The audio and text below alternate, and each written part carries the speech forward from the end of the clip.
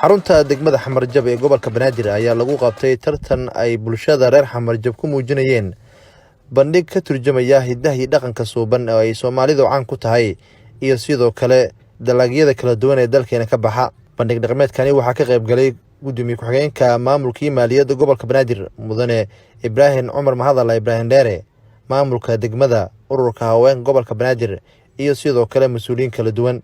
Ujeedka bandhigan ayaa ahaa sidii loo xoojin lahaa dib u soo noolaynta kor u qaadista hidaha iyo dhaqanka Soomaalida iyo sidoo kale in bulshada Soomaaliyeed lagu dhiirigeliyo in ay xoogga saaraan soo saarista deeqyada kala duwan oo Ilaahay nagu manaystay. Qaar ka mid ah waaxaha kala duwan ee degmada Xamarjab ayaa goobta ku soo bandhigay bandhigooda ka turjumaya hidaha iyo dhaqanka iyo sidoo kale ciyaar dhaqameed. Qaar ka mid ah dhalinyaradii ka qayb galaysay bandhigani ayaa dhankooda soo bandhigay gabayo, buraanburo iyo sidoo kale suugaan ay ku muujinayaan muhiimadda ay bulshada Soomaaliyeed u leedahay kor u qaadista dhaqankooda.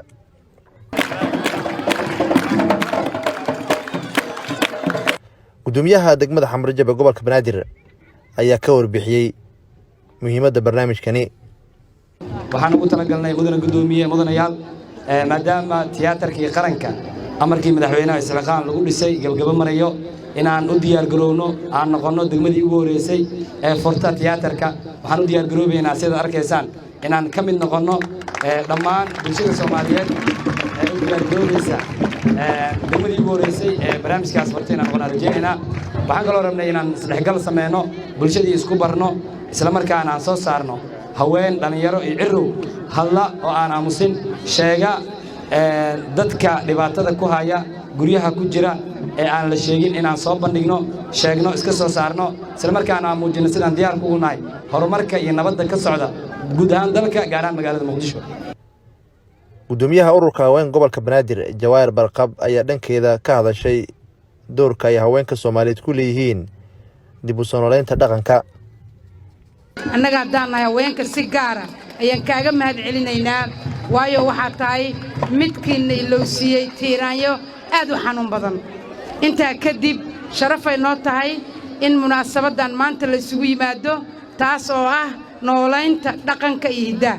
annaga haddaan nahay haweenka gobolka Banaadir mar walbaba waxaan u taagannahay ilaalinta afka hooyo dhaqanka suuban ee soo jireenka ah oo annagu aan leenahay. Gudoomiye ku-xigeenka maamulka maaliyadda gobolka Banaadir mudane Ibrahim Cumar Mahadalla Ibrahim Dheere ayaa ku dhiirigeliyay bulshada Soomaaliyeed ee ku dhaqan caasimadda Jamhuuriyadda Soomaaliya ee Muqdisho in ay door muhiim ah ka qaataan dib u soo noolaynta iyo xoojinta dhaqankeena, isagoo dhan kala tilmaamay in uu hakad ku yimaaday tan iyo burburkii dalka 20 sano ee la soo dhaafay. dal walba iyo dad kasta oo Ilaahay ku beeray waxa leeyahay dhaqan gaar ah kaas oo ku saleysan oo ku qotoma maskax caafimaad qabta. annaga haddii aan nahay Soomaali waxaan leenahay dhaqan gaar ah, ciyaaro gooni ah oo gobolada dalkeena iyo Muqdisho laga ciyaaro.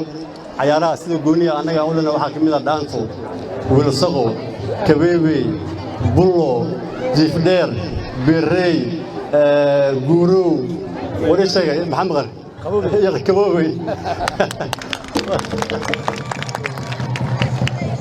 runtii dadka Soomaaliya dadkeena Soomaaliya xiliyadii hore ee aan joognay miyiga waxay fariimaha isugu gudbin jireen gabay garaar taas oo keenaysa macnaha heerka aan ka gaarnay inaan shiilno maskaxdeena aan ka keenno inaan isweydaarsano hadallo guubaaba ah oo runtii macnaha ku saleysan dhaqankeena Soomaaliya. dhanka kale gudoomiye ku-xigeenka maamulka maaliyadda gobolka Banaadir mudane Ibrahim Cumar Mahadalla Ibrahim Dheere ayaa kormeeray wadada hormarta iskuulka tababarka ciidanka booliiska Soomaaliyeed ee General Kahaye halkaas oo ay dowladda hoose xamar ka wado biyo ka qaadis kadib xilli roobaad lagu jiro. Nuur Saciid Haliil, warbaahinta qaranka Soomaaliyeed, magaalada Muqdisho.